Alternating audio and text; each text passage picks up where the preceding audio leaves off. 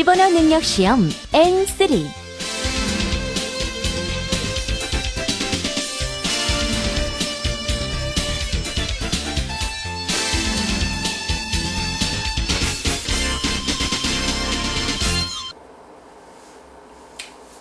미나상 konnichiwa. 자, 여러분들이 N3 공부하는 데 있어서 독해를 어떻게 공부할 것인가, 그리고 독해는 어떠한 유형의 문제가 출제가 되는 것인가에 대해서 공부해 보도록 하겠습니다.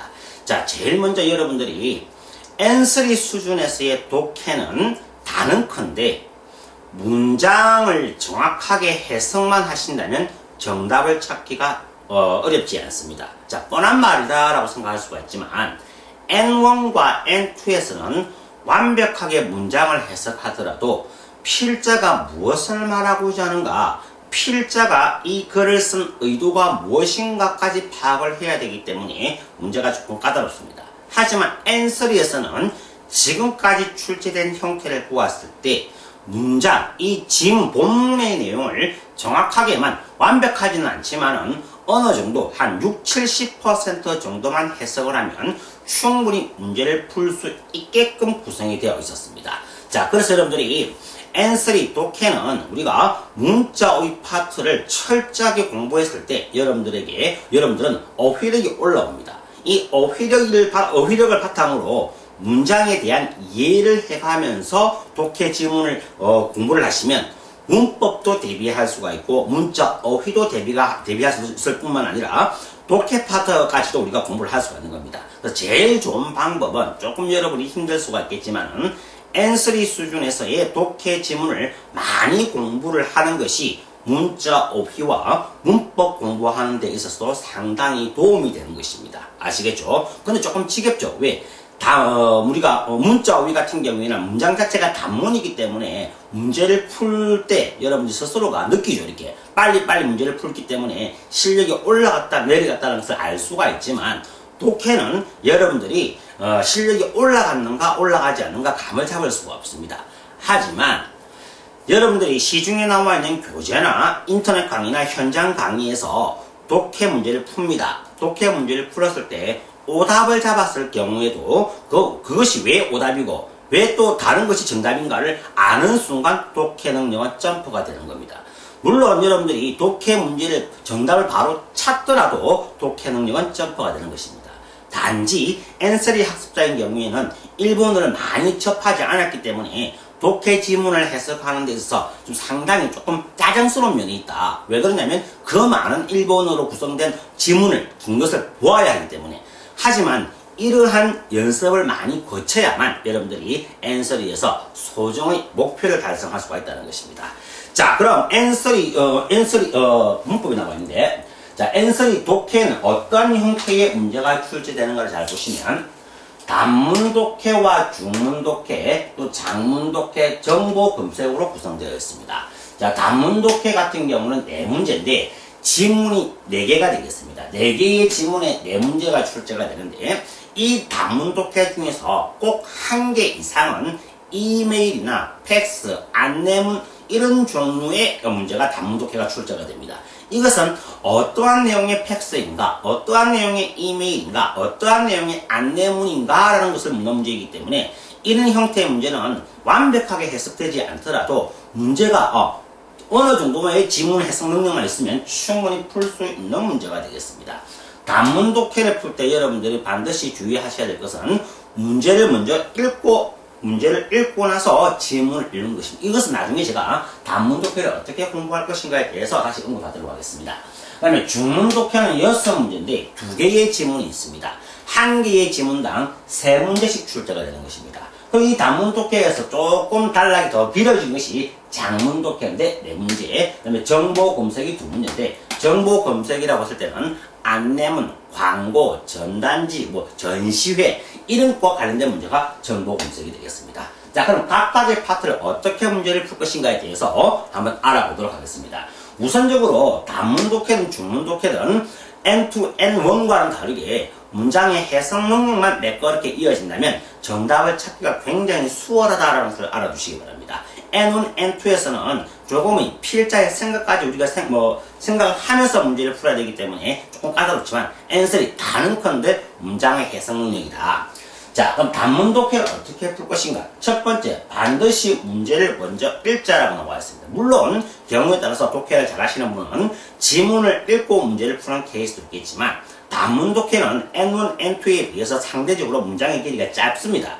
문장의 길이가 짧기 때문에 먼저 문제를 읽고 나서 어떠한 문제가 출제가 되는가를 유추를 하면서 독해 지문을 해석하면 여러분들이 문제를 푸는 데 있어서 어렵지 않게 짧은 시간에 독해를 하는데 시간 단축을 시킬 수가 있는 것입니다.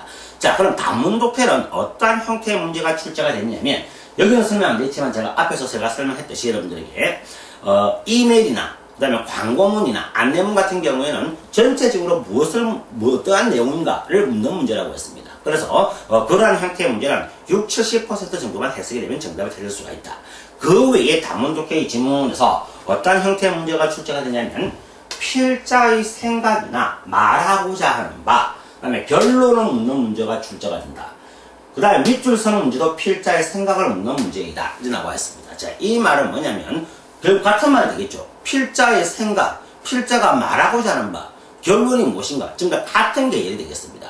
그래서 단문 독해는 전체적인 문장의 해석 능력이 있어야만 전체적으로 무엇을 말하고자 하는가를 개념을 갖고 있어야만 문제를 풀 수가 있다. 그러한 형태의 문제가 출제가 된다라는 거. 자, 독해는 N1이든 N2든 N3든 특정한 어휘를 알아야만 풀 수 있는 문제는 없어요. 이 말은 뭡니까? 앞에서 설명했듯이 60, 70% 정도의 문장 해석 능력, 지문에서 필자가 무엇을 말하고자 하는가만 정확하게 캐치를 하신다면 문제를 푸는 데는 어려움이 없다. 이것입니다. 그 다음에 필자의 생각을 뒷받침하는 예나 인용문이 보기에 나와 있으면 절대 정답이 될 수가 없다. 자, 필자는 자기 생각을 뒷받침하기 위해서 반드시 어떠한 예나 인용을 합니다. 예나 인용은 필자의 전체적인 생각의 일부분에 지나지 않기 때문에 필자가 자기 생각을 뒷받침하기 위해서 도입한 예나 인용문이 있는 어휘가 보기에 나와 있으면 정답이 될 수가 없습니다.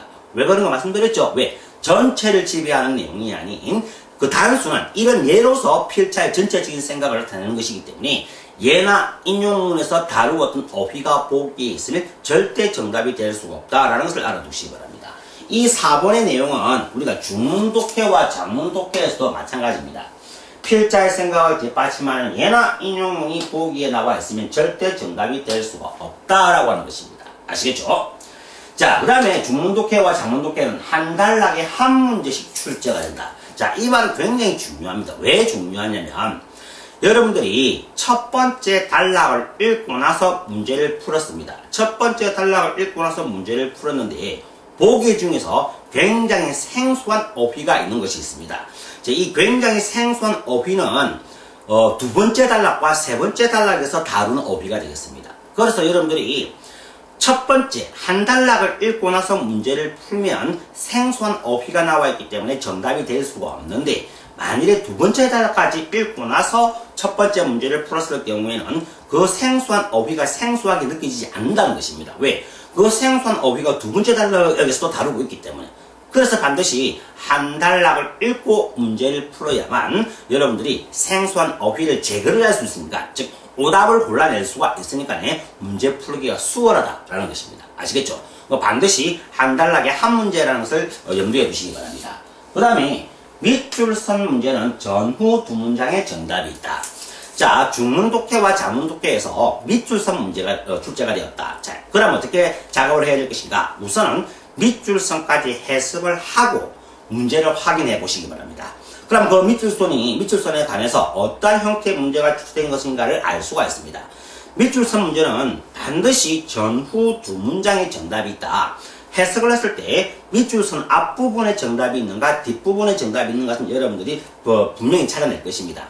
만일에 앞부분에 정답이 있다. 그럼 그 앞부분의 내용과 같은 내용이 있는 보기를 찾아야 되는데 가령 정답이 되는 문장과 똑같은 어휘로 구성되어서 똑같은 문장이 보기에 오지는 않습니다. 자, 이 말은 뭐냐면 정답이 되는 문장과 유사한 형태, 그런데 의미는 통하는 것.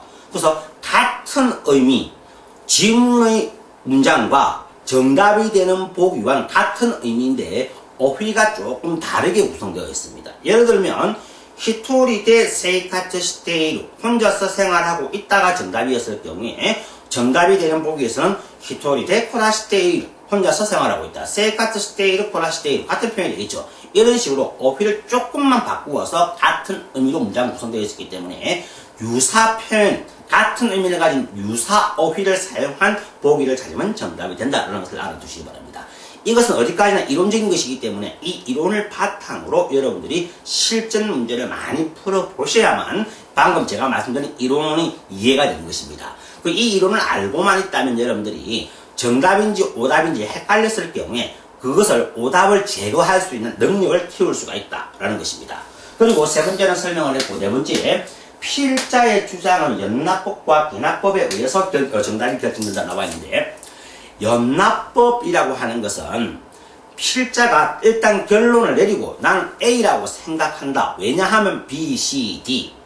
그 다음에 귀납법이라는 것은 결론이 마지막에 나와요. A, B, C 따라서 나는 D라고 생각한다라는 것이 귀납법이 되겠습니다.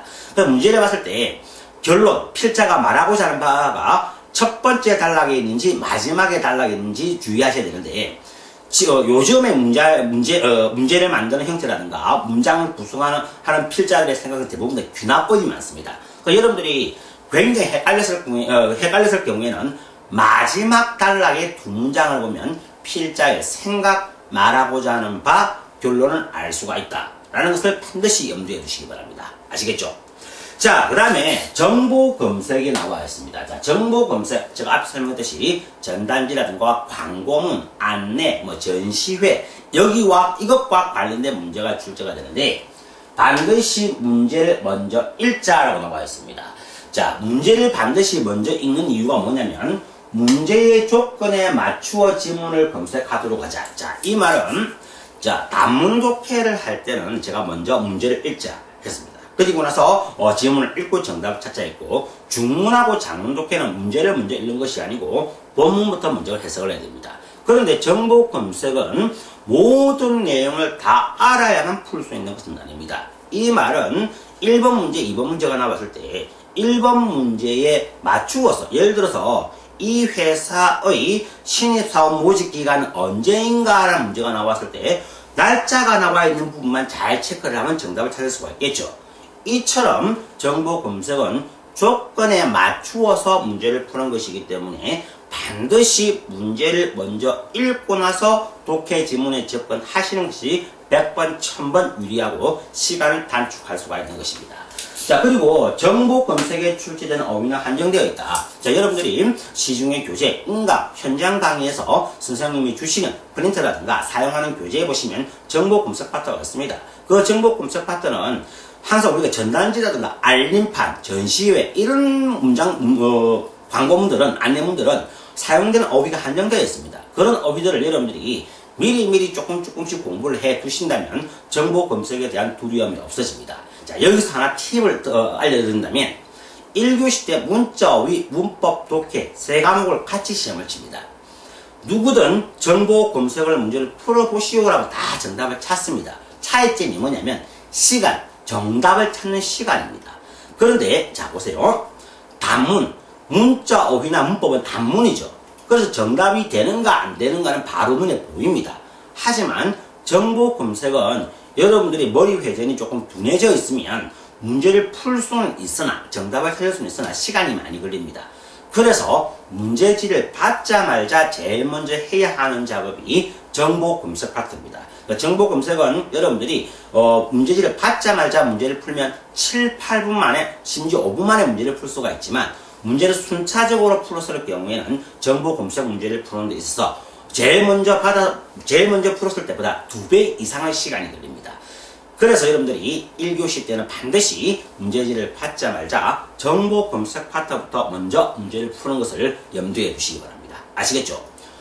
독해는 여러분들이 보는 것만큼 점수를 받을 수가 있습니다. 제가 얼만큼 어휘를 공부했고 얼마만큼의 독해에 대한 이해력이 있으면서 어떻게 문장을 해석하는가 그런 능력만 있으면 충분히 우리가 정복할 수 있는 것이 독해 파트이기 때문에 독해에 대해서 전혀 어려움을 갖지 말고 차분하게 공부하시면 여러분들이 생각하는 점수가 논다는 것을 알아두시기 바랍니다. 아시겠죠?